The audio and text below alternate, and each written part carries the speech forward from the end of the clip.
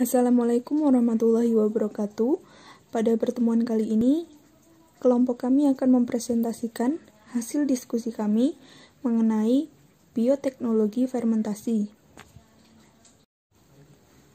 Sebelumnya perkenalkan, kami dari kelompok 5 kelas IPA 3 yang beranggotakan saya sendiri, Septi Nanda Pratiwi, dan teman saya, Arum Maharsi Fadilah. Oke, langsung saja. Dalam materi bioteknologi fermentasi ini, kami akan mempresentasikan beberapa pokok bahasan di antaranya. Yang pertama, bioteknologi fermentasi. Yang kedua, sifat-sifat fermentasi. Yang ketiga, prinsip kultivasi mikroba dalam sistem cair. Yang keempat, desain bioreaktor. Yang kelima, desain media. Yang keenam, instrumental dan pengendalian proses dalam bioreaktor. Yang ketujuh, proses up and downstream. Dan yang kedelapan adalah aplikasi biotek fermentasi dalam kehidupan kita.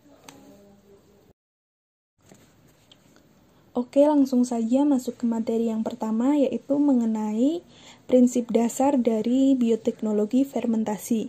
Nah, apa itu fermentasi? Jadi, fermentasi berasal dari kata ferment yang memiliki arti enzim. Secara umum, fermentasi memiliki pengertian yaitu proses perubahan secara biokimia pada suatu bahan pangan yang melibatkan aktivitas mikroorganisme dan metabolit aktivitas enzim yang dihasilkan oleh mikroorganisme tersebut. Nah, di dalam proses fermentasi ini kan terlibat beberapa mikroba atau mikroorganisme. Apa saja sih mikroba yang terlibat dalam proses fermentasi tersebut? Nah, ada 3 mikroba atau mikroorganisme yang sering terlibat di dalam proses fermentasi. Yang pertama adalah bakteri, yang kedua adalah kamir, yang ketiga adalah kapang. Ketiga mikroba atau mikroorganisme tersebut nantinya akan bertindak sebagai inokulum dalam proses fermentasi. Oke teman-teman, yang selanjutnya adalah prinsip dasar fermentasi. Prinsip dasar fermentasi ini adalah mengaktifkan kegiatan-kegiatan dari mikroba tertentu untuk mengubah suatu sifat dari suatu bahan pangan sehingga akan dihasilkan sesuatu yang bermanfaat. Mikroba-mikroba ini nantinya akan memanfaatkan komponen-komponen yang ada di dalam bahan pangan sebagai substrat mereka. Sebagai contoh, penambahan bakteri Lactobacillus bulgaricus ke dalam media berupa susu yang kemudian akan dihasilkan produk berupa yogurt. Nah, teman-teman, di dalam proses fermentasi terdapat 3 hal utama yang harus ada. Yang pertama adalah mikroba. Mikroba ini akan bertindak sebagai inokulum yang dapat kita peroleh dari bakteri, kamir, maupun kapang. Yang kedua adalah media. Media ini berupa tempat atau wadah yang nantinya akan mendukung proses fermentasi. Sebagai contoh, pembuatan tempe dengan media daun ataupun plastik. Nah, yang terakhir adalah substrat. Substrat bertindak sebagai sumber nutrisi dari mikroba-mikroba yang terlibat di dalam proses fermentasi. Sebagai contoh, susu sebagai substrat dari bakteri Lactobacillus bulgaricus dan lain sebagainya. Nah, materi yang selanjutnya adalah sifat-sifat fermentasi yang pada umumnya terbagi menjadi 2, yaitu fermentasi aerobik dan fermentasi anaerobik. Langsung saja untuk yang pertama, yaitu fermentasi aerobik yang memiliki pengertian yaitu fermentasi yang di dalam prosesnya membutuhkan suatu oksigen. Seperti yang sudah saya jelaskan sebelumnya, bahwa dalam proses fermentasi ini akan melibatkan suatu mikroorganisme, baik itu bakteri, kapang, maupun kamir. Nah, mikroorganisme-mikroorganisme tersebut merupakan makhluk hidup yang juga membutuhkan energi untuk melangsungkan kehidupan mereka. Energi yang mereka dapatkan pada umumnya berasal dari metabolisme bahan pangan yang digunakan sebagai substrat mereka. Bahan energi yang umumnya digunakan oleh mikroorganisme berupa glukosa yang nantinya akan dipecah atau diolah oleh mikroorganisme tersebut dengan bantuan oksigen yang akan menghasilkan produk berupa air, karbon dioksida, maupun energi. Nah, contohnya adalah fermentasi asam cuka. Fermentasi asam cuka ini merupakan fermentasi aerob yang di dalam prosesnya akan dibantu oleh bakteri asam cuka atau Acetobacter aceti dengan substrat yaitu etanol. Untuk sifat fermentasi yang kedua yaitu fermentasi anaerobik. Fermentasi ini merupakan fermentasi yang di dalam prosesnya tidak membutuhkan oksigen. Nah, beberapa mikroorganisme memiliki kelebihan yaitu tidak membutuhkan oksigen dalam mengolah atau memecah bahan energi mereka. Hal ini dapat mereka lakukan melalui proses katabolisme zat-zat organik dengan adanya keseimbangan reaksi oksidasi reduksi internal. Jika pada fermentasi aerobik akan ada akseptor elektron eksternal yaitu dari oksigen, di dalam fermentasi anaerobik ini tidak akan ada akseptor elektron eksternal karena di dalam prosesnya tidak membutuhkan oksigen. Nah, produk yang akan dihasilkan selama proses katabolisme tersebut berasal dari penerimaan elektron yang dilepaskan saat pemecahan zat-zat organik oleh mikroorganisme. Substrat yang pada umumnya adalah glukosa hanya akan dioksidasi sebagian dan hanya akan menghasilkan energi dalam jumlah yang kecil. Kemudian, glukosa yang bertindak sebagai substrat tadi akan melepaskan elektron saat diubah menjadi pirufat. Kemudian, elektron tersebut akan diambil oleh pirufat untuk menjadi etanol. Dalam fermentasi anaerobik terdapat dua contoh, yaitu fermentasi asam laktat dan fermentasi alkohol. Fermentasi asam laktat merupakan proses respirasi di dalam sel hewan maupun sel manusia yang terjadi karena kebutuhan oksigen di dalamnya berkurang akibat terlalu bekerja berat. Nah, biasanya terjadi di sel-sel otot. Kemudian, fermentasi alkohol itu merupakan reaksi pengubahan glukosa menjadi etanol atau karbon dioksida. Biasanya bakteri yang berperan dalam fermentasi alkohol ini yaitu Saccharomyces cerevisiae yang digunakan dalam fermentasi untuk membuat tape, roti, dan lain sebagainya. Materi yang selanjutnya adalah prinsip kultivasi mikroba dalam sistem cair. Kultivasi mikroba ini merupakan suatu upaya pemeliharaan yang dilakukan dalam proses pertumbuhan bakteri. Dalam mendukung proses kultivasi mikroba ini, diperlukan adanya teknik aseptik, medium, serta lingkungan fisik yang sesuai dan memadahi. Di dalam sistem cair, mikroba berada dalam cairan yang mengandung nutrien sebagai substrat untuk tumbuh dan berkembang, serta biasanya bercampur dengan produk-produk yang dihasilkan termasuk juga limbah. Nah, nutrien dan oksigen yang diperlukan untuk pertumbuhan optimal mikroba tersebut harus tercampur merata atau homogen pada semua bagian fermenter atau medium. Nah, untuk mendapatkan sistem fermentasi yang optimum tersebut, maka dalam sistem cair, fermenter harus memenuhi syarat sebagai berikut. Di antaranya, terbebas dari kontaminasi. Yang kedua, volume kultur relatif konstan atau tidak bocor dan menguap. Yang ketiga, kadar oksigen terlarut harus memenuhi standar. Yang keempat, kondisi lingkungan seperti suhu, pH, dan lain sebagainya harus terkontrol. Dan yang terakhir, model fermenter yang sering dipakai dalam sistem cair umumnya adalah stirred tank reaktor. Kemudian lanjut ke materi yang selanjutnya, yaitu mengenai desain bioreaktor. Bioreaktor sendiri merupakan suatu peralatan atau sistem yang menunjang terjadinya reaksi biokimia dari bahan mentah menjadi bahan yang dikehendaki, di mana proses reaksi biokimia tersebut terjadi dengan melibatkan suatu organisme yang berasal dari sifat aerob maupun sifat anaerob.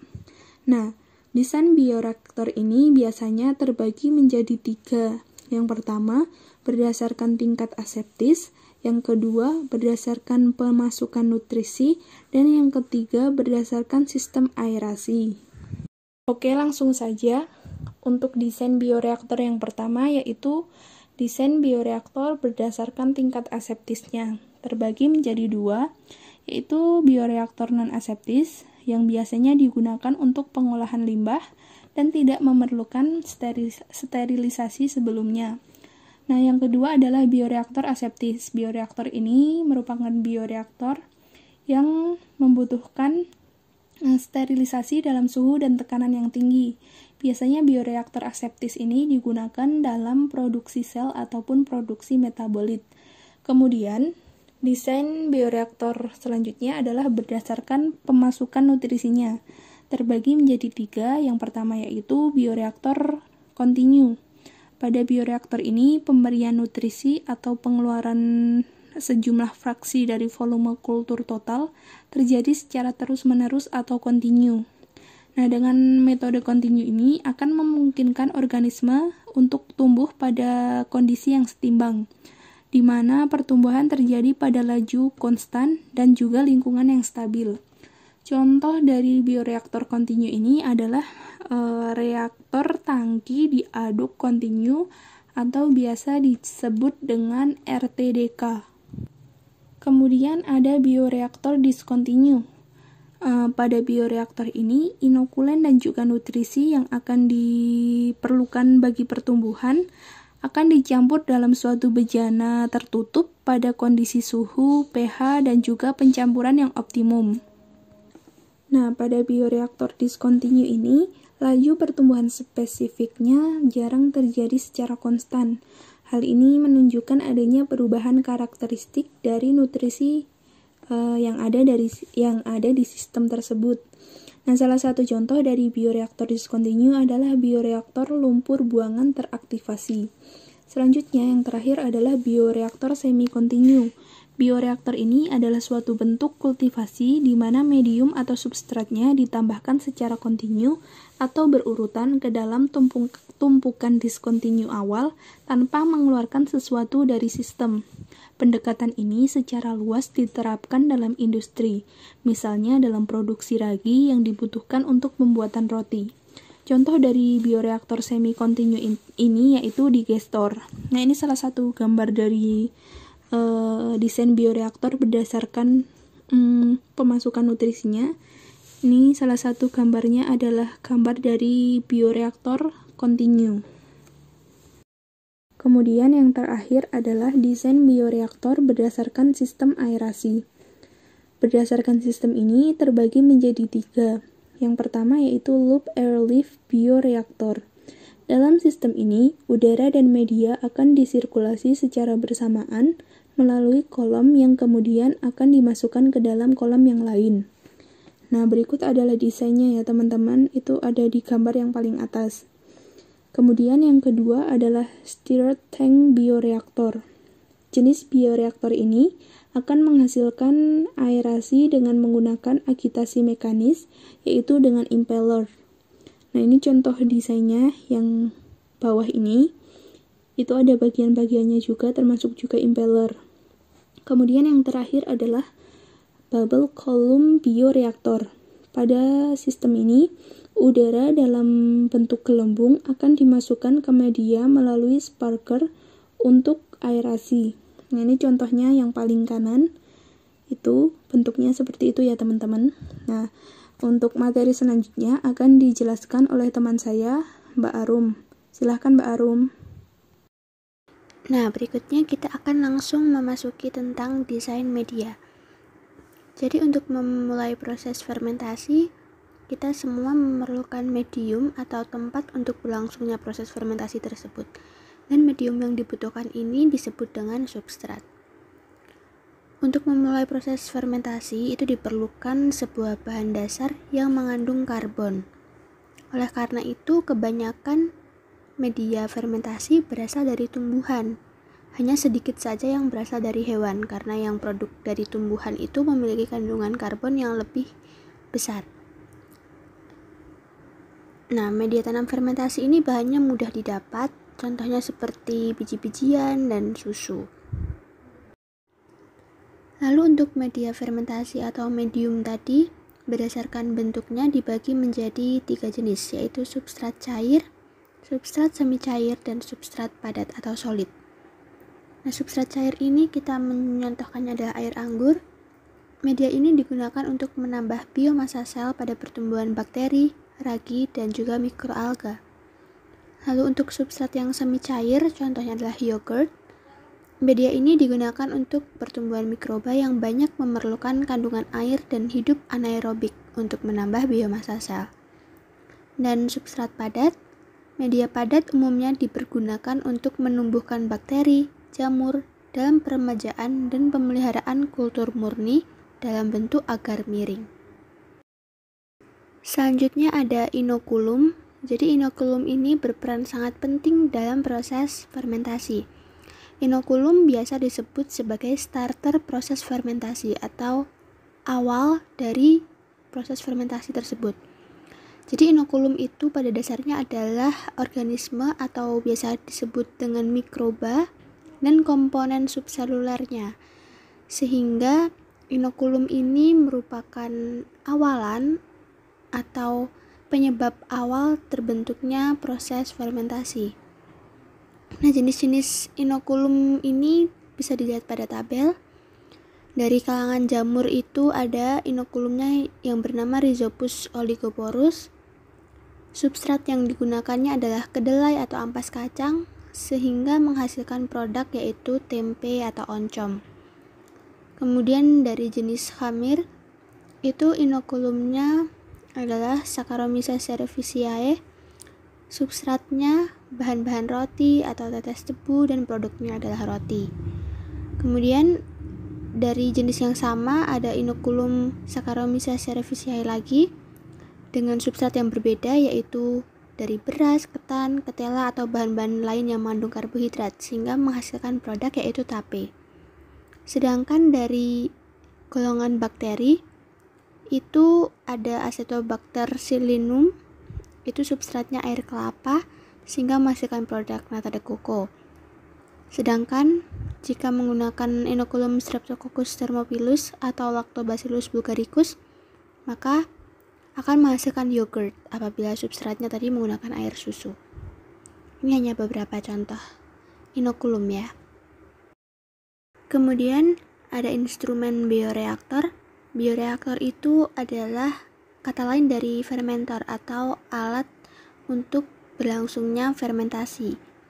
Seperti yang tadi sudah dijelaskan oleh Mbak Septi, bahwasanya bioreaktor itu memiliki banyak jenis dan dibedakan dengan berbagai skala juga. Namun di sini saya akan menjelaskan mengenai instrumen bioreaktor pada umumnya ya. Bisa dilihat pada gambar sebelah kiri, itu merupakan bagian-bagian penting dari bioreaktor, yang mana instrumen utamanya ada 5. Yang pertama adalah tangki, berfungsi untuk menampung campuran substrat, sel mikroorganisme, dan produk. Lalu sparger, terletak di bagian bawah bioreaktor dan berperan untuk memompa udara, serta mencegah pembentukan gelembung oksigen di dalamnya. Yang ketiga ada impeller, berperan dalam agitasi dengan mengaduk campuran substrat dan sel. Impeller ini digerakkan oleh rotor. Kemudian ada baffle. Baffle berperan untuk mencegah terjadinya efek pusaran air akibat agitasi yang dapat mengganggu agitasi yang seharusnya. Dan ada sensor, berperan untuk mengontrol lingkungan dalam bioreaktor. Yang dikontrol adalah kontrol kimia dan kontrol fisika. Nah, tadi kan sudah membahas mengenai komponen-komponen bioreaktor atau fermentor, lalu jenis-jenisnya. Nah, sekarang kita perlu membahas mengenai pengendalian proses dalam bioreaktor.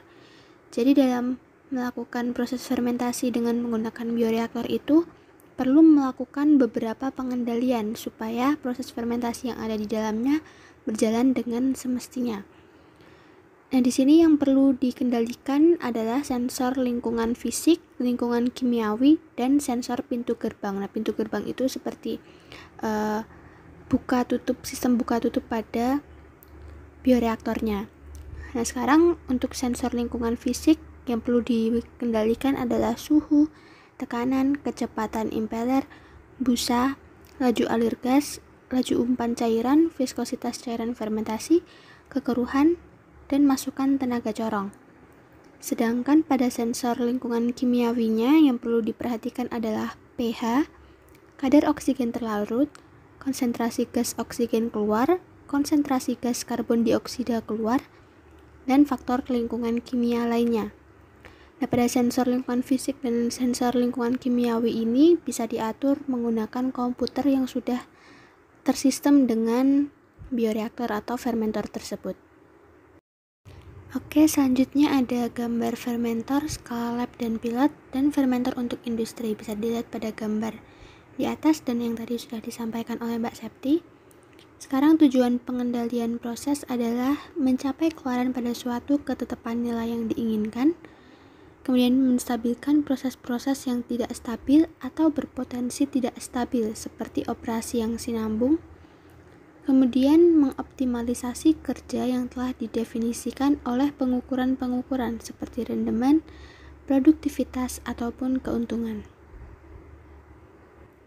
Lalu untuk proses fermentasi dengan menggunakan bioreaktor atau fermentor itu sendiri memiliki dua proses utama, yaitu yang pertama adalah upstream proses atau biasa disebut dengan proses hulu, dan yang kedua ada downstream proses atau proses hilir.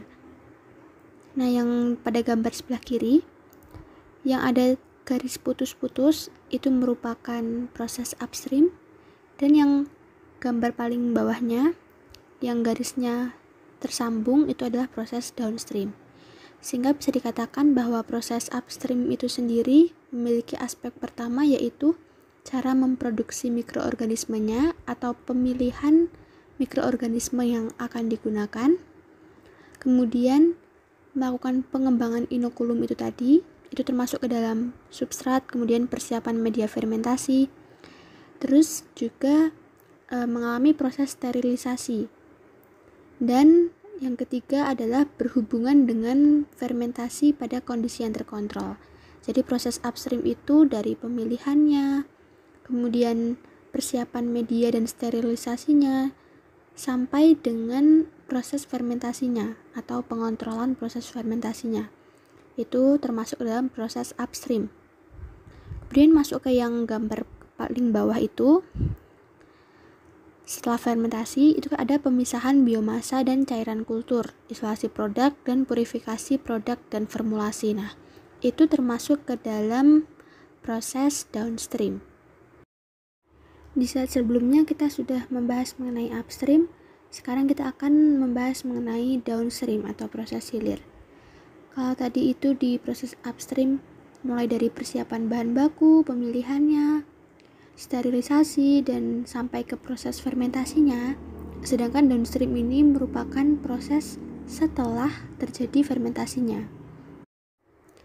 Kalau tadi di proses hulu ada persiapan bahan baku, nah itu akan menghasilkan sebuah residu atau zat sisa yang kemudian akan diproses pada proses hilir, yaitu residu tadi akan ditangani dengan sedemikian rupa, bisa dengan reaksi pemisahan sel, kemudian sentrifugasi, sedimentasi, atau filtrasi, sehingga bahan-bahan sisa dari proses upstream tadi bisa diolah sehingga menghasilkan filtrat atau biomasa yang bisa dimanfaatkan untuk hal lain seperti halnya pupuk atau zat-zat lainnya yang lebih bermanfaat.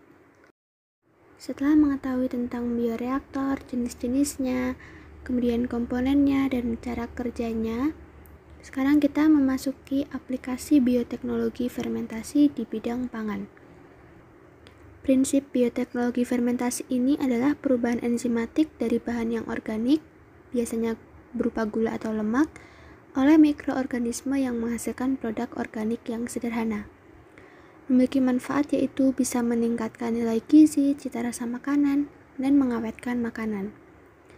Sekarang kami akan menyontohkan beberapa aplikasi bioteknologi fermentasi di bidang pangan. Contoh yang pertama adalah susu.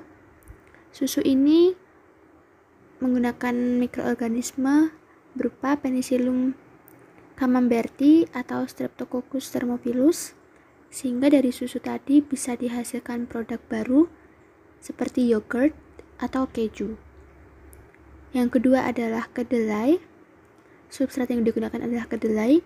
dengan mikroorganismenya yaitu jamur Rhizopus oryzae, sehingga akan terjadi proses fermentasi dan menghasilkan tempe.